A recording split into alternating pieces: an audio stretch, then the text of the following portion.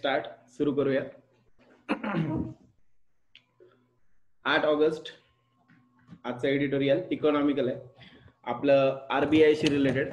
Alert amid uncertainty. Amid म्हणजेच काय? त्यामध्ये अलर्ट कशाच्या मध्ये? अनसर्टन्टी, शाश्वत काहीच नाही आहे, अनसर्टन आहे सगळं.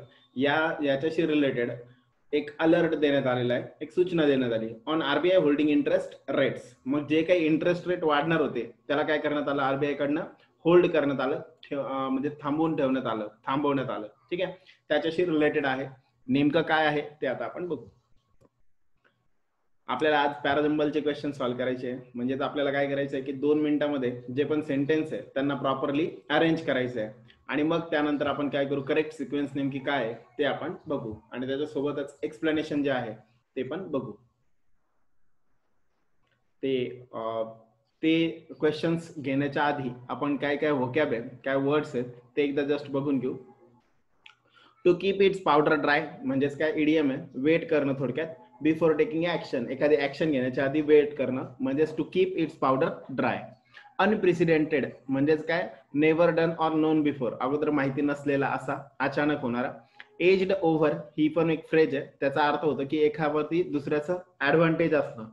अप्पर बाउंड म्हणजे वरची लिमिट, एक ठरवलेली limit. A number that is greater than or equal to every number in a given set of real numbers. Upper bound म्हणजे ठरलेली जी लिमिट आहे त्याच्यावरती.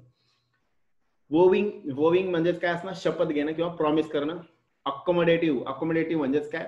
Intended to stimulate economic activity by lowering interest rate. Accommodative म्हणजेच काय? परवडण्यासारखं बनवणं, rate low करणं. ठीक आहे.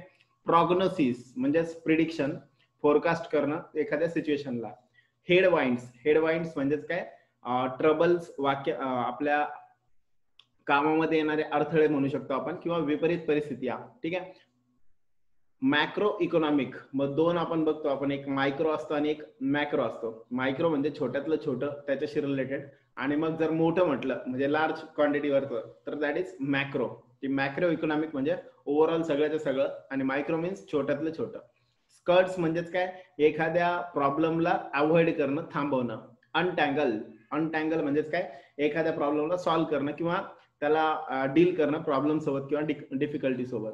आणि किंग्स म्हणजे प्रॉब्लेम किंवा डिफिकल्टी. ओके, हे सगळे काय वोकॅब आहे. चला बघूयात मग. RBI holds interest rates citing concerns about inflation outlook. मग RBI काय केलंय तर होल्ड केलंय. कुणाला होल्ड केलंय RBI?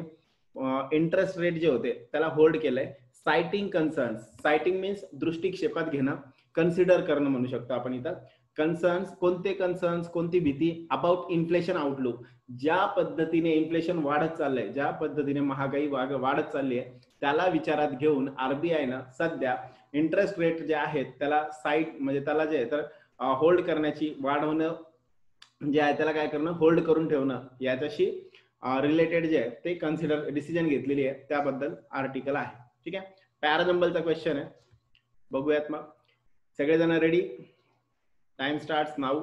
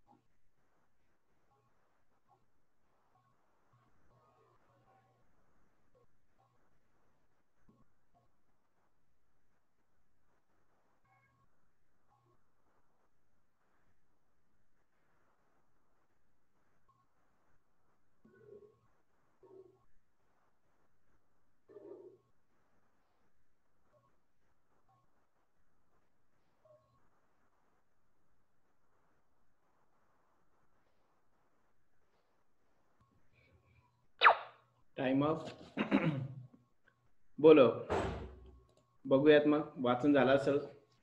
चला सांगा answer. What is the correct sequence of sentence?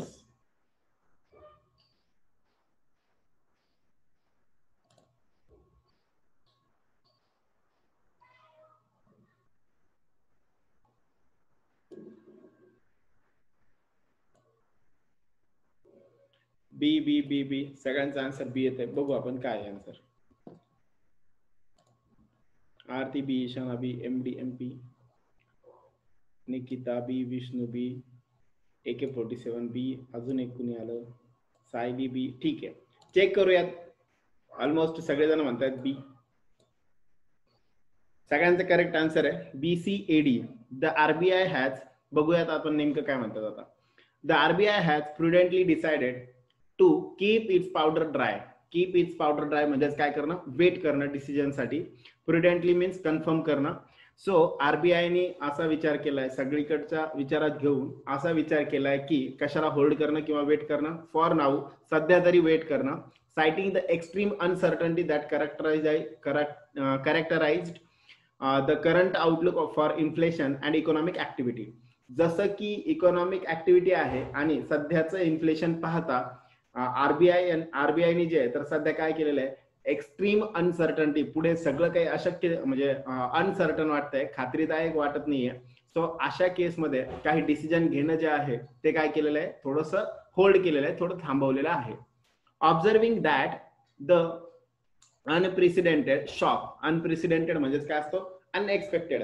मग unexpected shock from the pandemic has left the economy stressed. मग इकॉनॉमीला स्ट्रेस करणारं कोण कारणीभूत ठरलेलं आहे? Pandemic.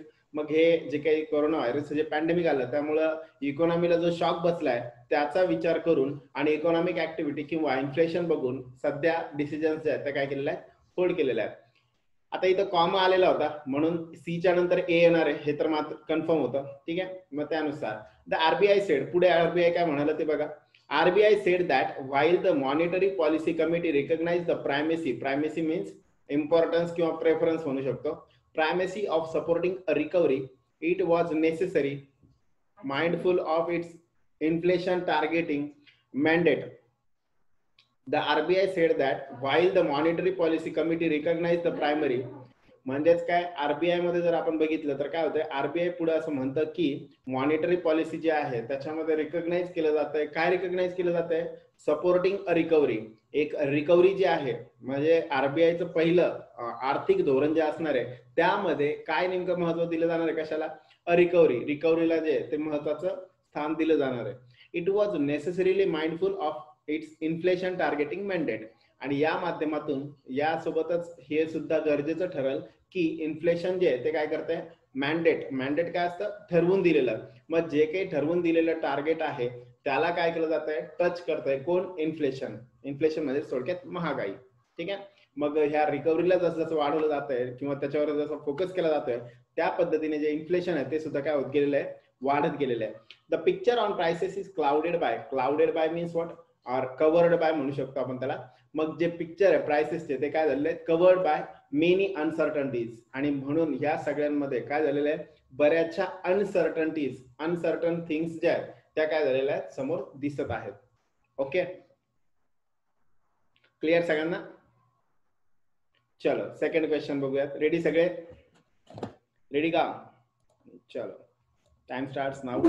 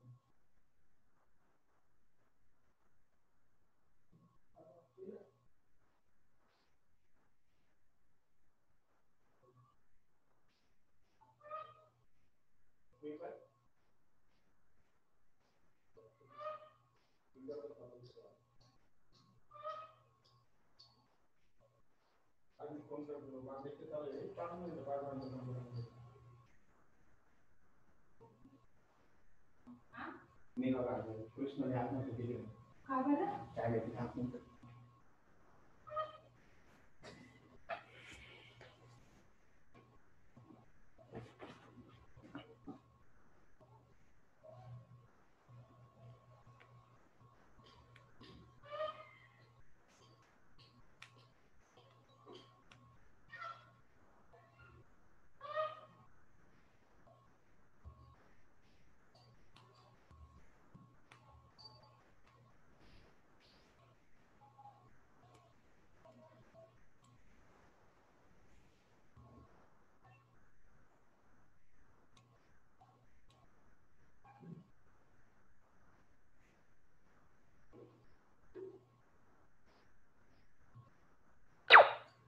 Okay, time of.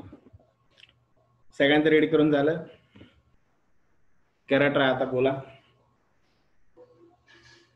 What will be the correct sequence of sentence? बोलो, काय येईल सिक्वेन्स सांगा पटपट. C C C. बर,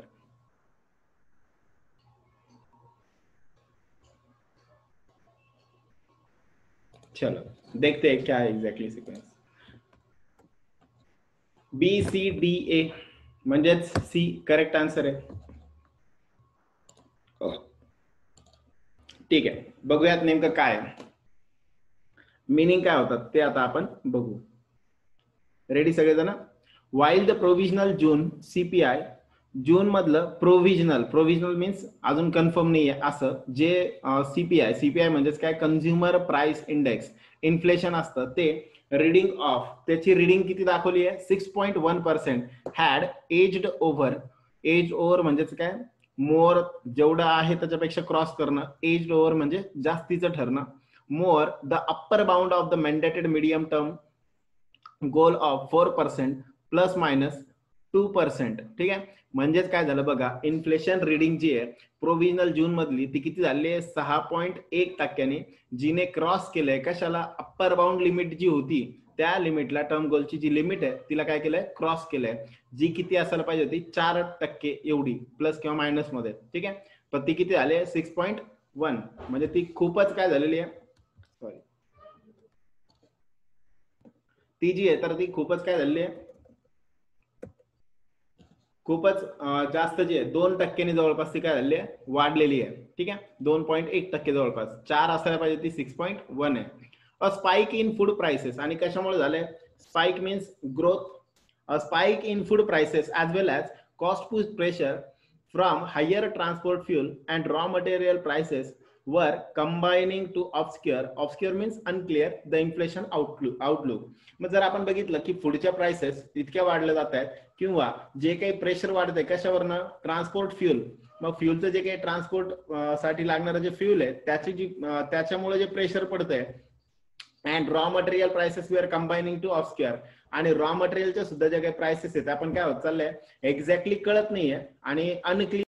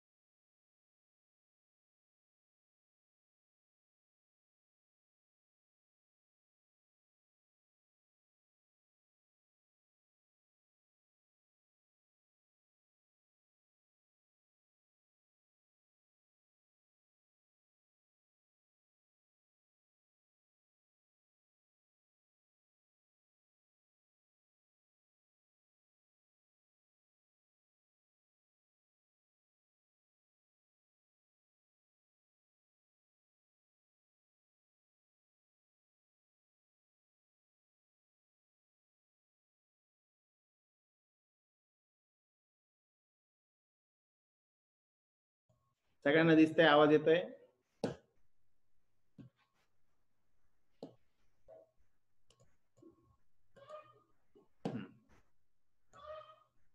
ओके ठीक आहे.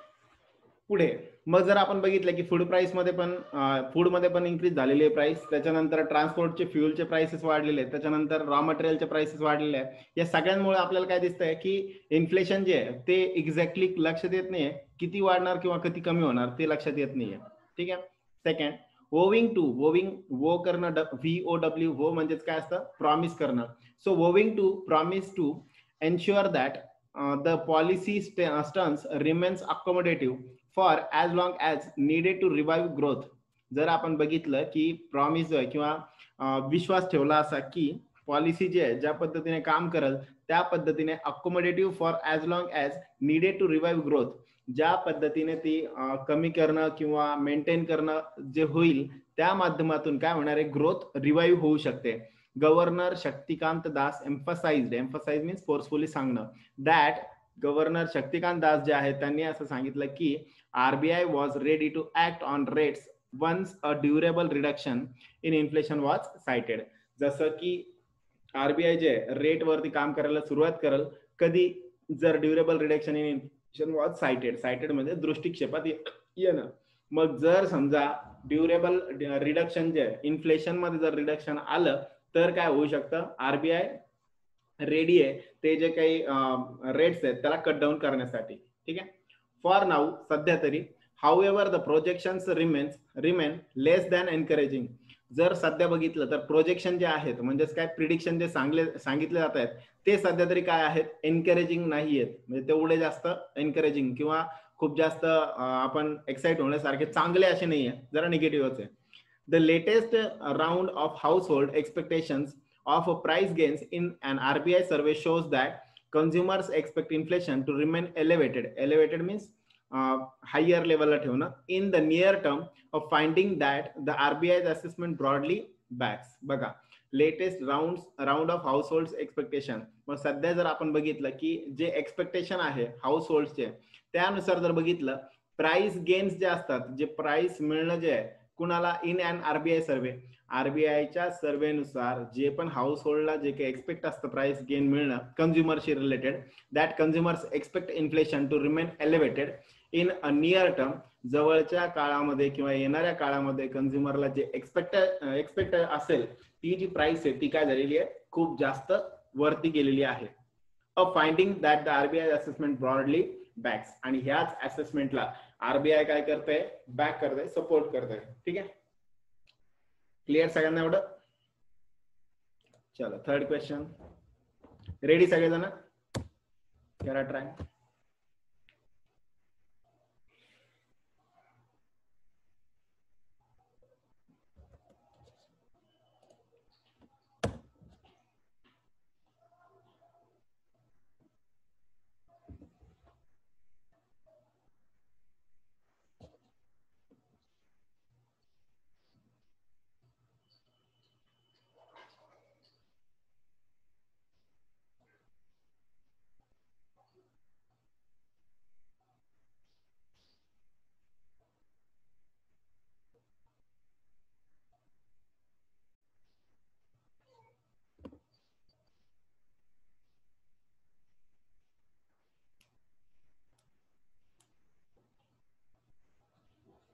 झाला रेडी करून?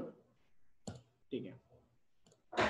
चलो आगे क्वेश्चंस बघा आता. What is the correct sequence of sentence?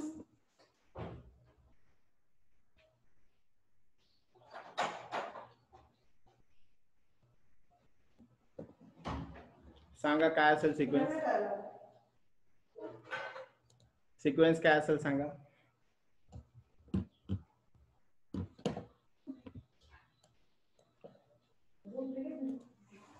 बोलो फास्ट.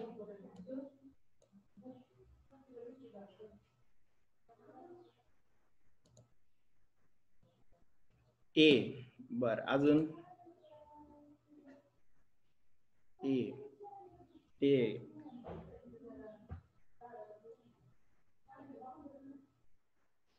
ठीक आहे.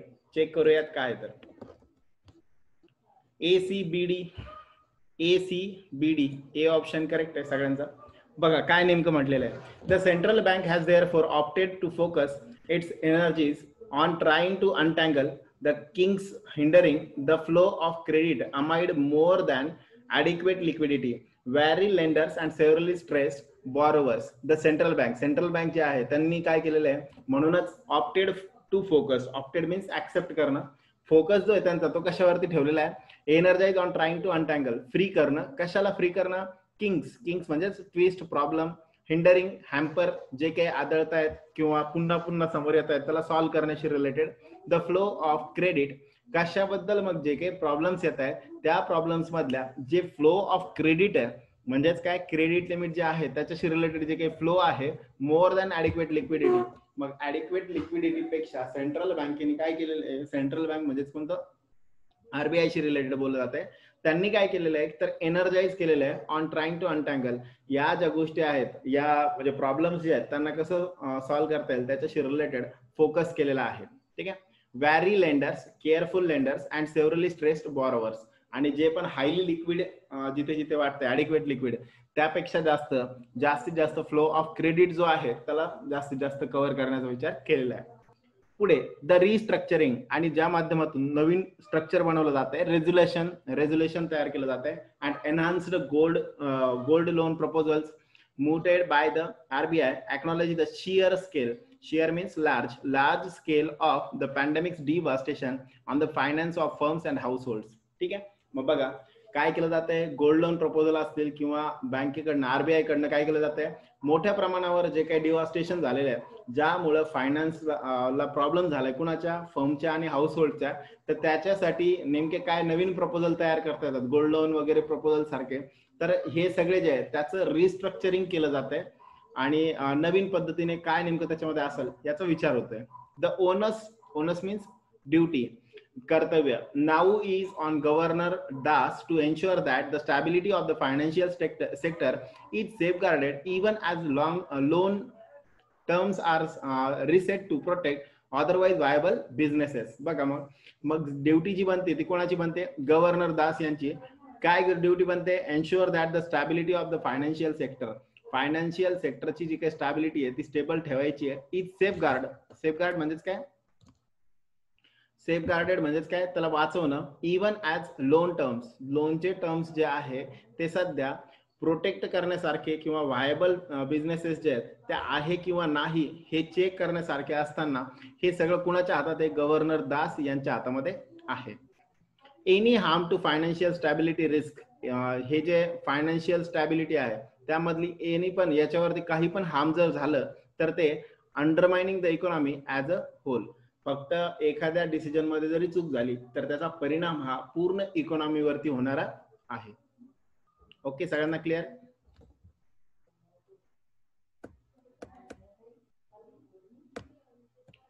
ओके,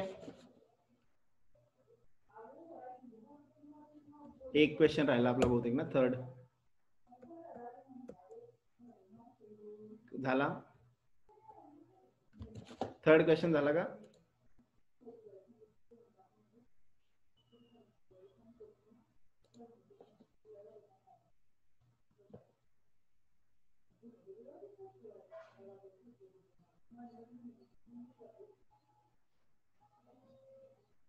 करा ट्राय. हा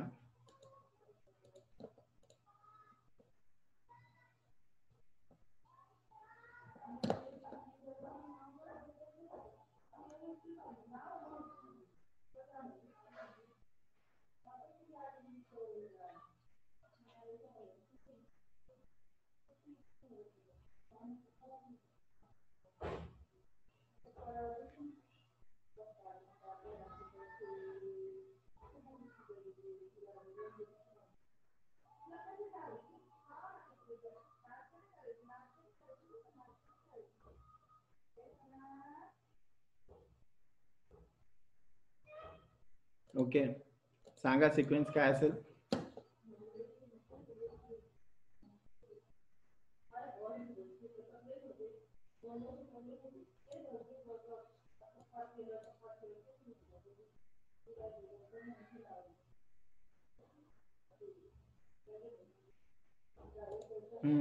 बोलो फास्ट, लास्ट क्वेश्चन है, बोलो.